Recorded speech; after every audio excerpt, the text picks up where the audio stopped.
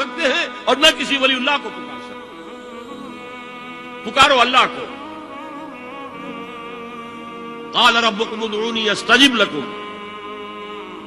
ان الذین یستکبرون عن عبادتی سیدخلون جہنم داخرین۔ تمہارا رب کہتا ہے مجھے پکارو، مجھ سے مانگو، میں تمہیں دوں گا، تمہاری دعا سنوں گا، قبول کروں گا۔ اور جو بربنائے تکبر مجھ سے نہیں مانگتے وہ جہنم میں داخل ہوں گے، ذلیل و خوار ہوں گے۔ حضور نے ایک بات مجھے متن یاد نہیں ہے، بہت پیاری فرمائی۔ دیکھو انسانوں سے تم مانگتے ہو کچھ تو ایک دفعہ تو اس کے ماتھے پر تیوری پر بل پڑ ہی جاتا، یہ کیوں میرے سامنے ہاتھ سوال کیا، کیوں مجھ سے مانگا، چلیے بعد میں کچھ وہ دے ہی دے، ناگوار گزرتا ہے۔ ارے اس سے مانگو جو کہتا ہے کہ مجھ سے مانگو اور میں دوں گا،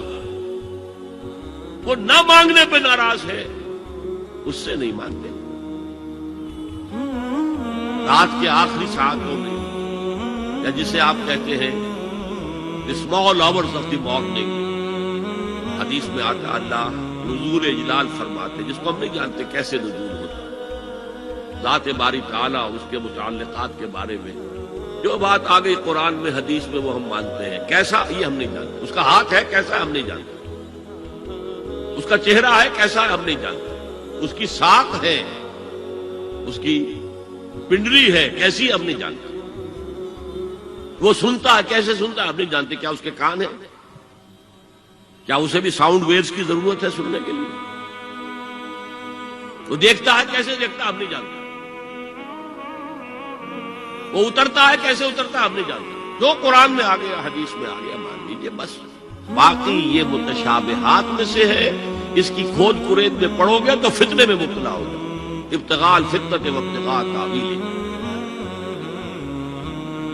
لہذا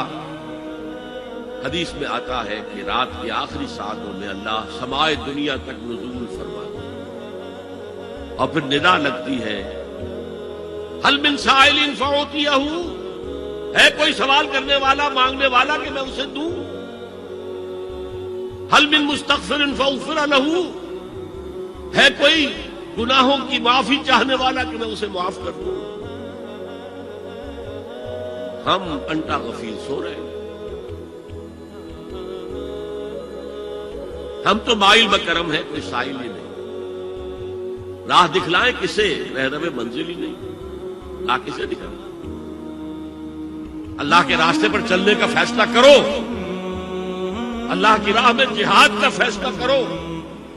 پھر اللہ راستہ کھولے گا، والذین جاہدوا فینا لنہدینہم سبلنا، وہ لوگ کہ جو ہمارے راستے میں جہاد کریں، محنت کریں، مشقتیں کریں، ہم لازماً ان پر اپنے راستے کھولتے چلے جائیں۔ وہ دعا شرک فی الدعا، مانگو صرف اللہ سے، اللہ سے، اللہ سے، وہ چاہے کسی فرشتے کے ذریعے، چاہے کسی فوت شدہ ولی اللہ کی روح کے ذریعے سے، چاہے کسی کو بھی نہیں، براہ راست اپنے حکم سے، اس کی تو قدرت ہے جو چاہے کرے، کن فیکون، وہ جیسے بھی ہو وہ آپ کی ضرورت پوری کرے گا، وہی ہے جو کہ مشکلات کو حل کرنے والا ہے، وہی ہے کہ رزق دینے والا ہے، وہی ہے